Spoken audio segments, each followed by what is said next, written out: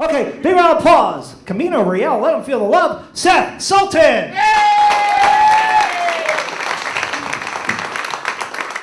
Alrighty, how you guys doing tonight? Yeah. Good time?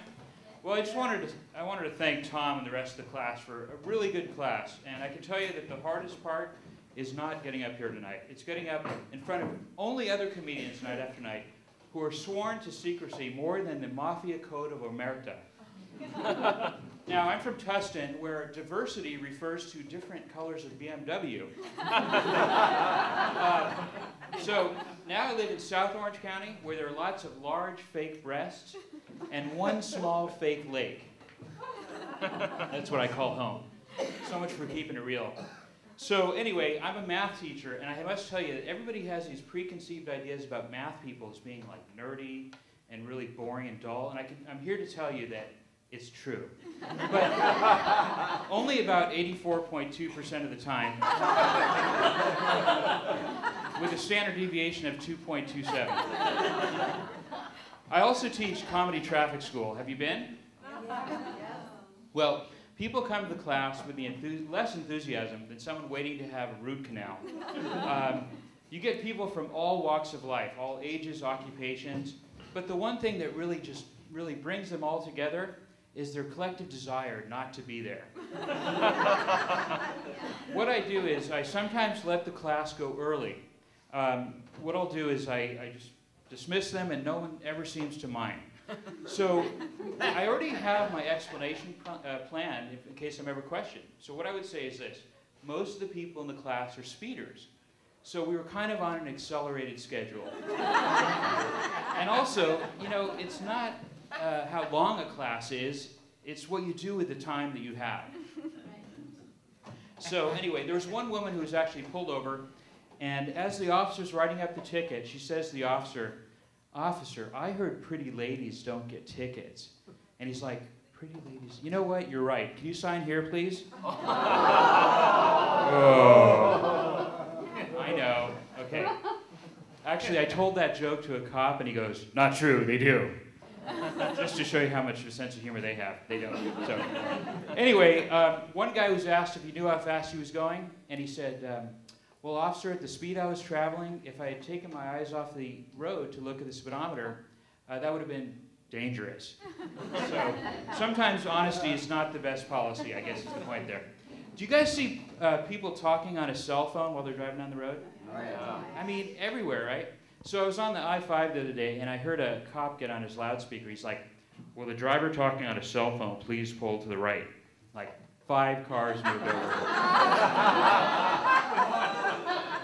So that was kind of interesting. So now, did you guys know that driving the carpool lane is not a moving violation? Did you know that? Okay, here's the thing. It costs $341 if you're busted, but it's not a point on your record. You know why? Because driving alone isn't dangerous. It just means you have no friends. Well, actually, no. What it means is you're one of the 88% of the drivers on the road who don't have a passenger. And in fact, here's how a typical arrest would go. Cop pulls up. He's like, "May I see your license, registration, and your passenger, please?" And then the person's like, "A passenger? What's that?" That's Southern California. I don't even know why they call it a carpool lane. It doesn't have to be a carpool. You just have to have another live human being present. It could be a child. It can be an infant. It could even be a hostage. I mean, anything. There was actually, thank you, there was a FedEx driver, I swear, that put an ad in the paper saying, "We'll pay $11 an hour to ride along with me so that I can use the carpool lane." Not a joke. Actually true. So anyway, did you know that if you hit a dog and you drive away, you could be charged with hit and run? Did you know that? On the other hand, if you hit a cat and you drive away, that's called a public service. Ooh. Well, but you know what? Wait. Hold on. They have 8 more lives to go, so it's only fair. Okay. Now, here's another thing. Did you know that the open container law doesn't actually apply if the container is completely empty? It's almost like the law is saying, look, if you're going to open a beer, finish it. So how many remember driver's ed? Do you remember driver's ed? I think we all remember that experience. I actually stumbled across a book from 1970, a driver's ed book. It said, as you approach an intersection, watch for old people crossing the street. I swear it said that. But then I saw a newer edition of the book. It said, as you approach the U.S.-Mexico border, watch for Mexicans running across the freeway.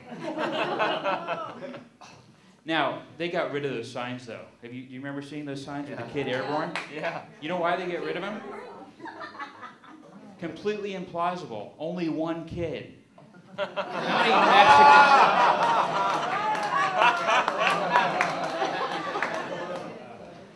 Okay, so now the driver ed handbook that you get from the DMV, that has some really good tips. Like for instance, it says, do not drive on the sidewalk. Oh, really? I didn't know that. It also says, do not park in an intersection. Now, my personal favorite is the one that says, no U-turn on a one-way street. So, okay, here's the thing. I've had other jobs besides teaching. And in fact, I once worked for a pharmaceutical company, and they had a potential blockbuster drug. But they could not get FDA approval for anything but a rare pediatric disease. So the business page declared it as, quote, a drug in search of a disease. Just not the big hit. Now, I once had a data entry job, but I was actually fired, though, because I was caught enjoying the work. That's true. I've come to find certain things are helpful to put on a resume, like putting your typing speed, for example. And then other things are not as helpful, like putting your bowling average. So, I recently revised my resume, so much so that I had to put at the top, inspired by real events.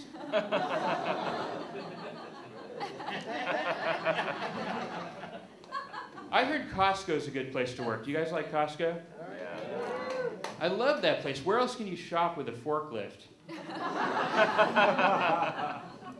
Where else can you drop $50 and only end up with like ketchup, floss, and like, I don't know, socks? You guys ever go to a store, like your favorite store, and you find they have new items? Turns out, I went into Target, and they actually had a Starbucks inside. Starbucks and Target, isn't that kind of a mismatch? Isn't that kind of like a McDonald's with a valet parking? Or a Ferrari with, you know, Domino's delivers at the top? All right, thanks a lot. You guys have been a lot of fun.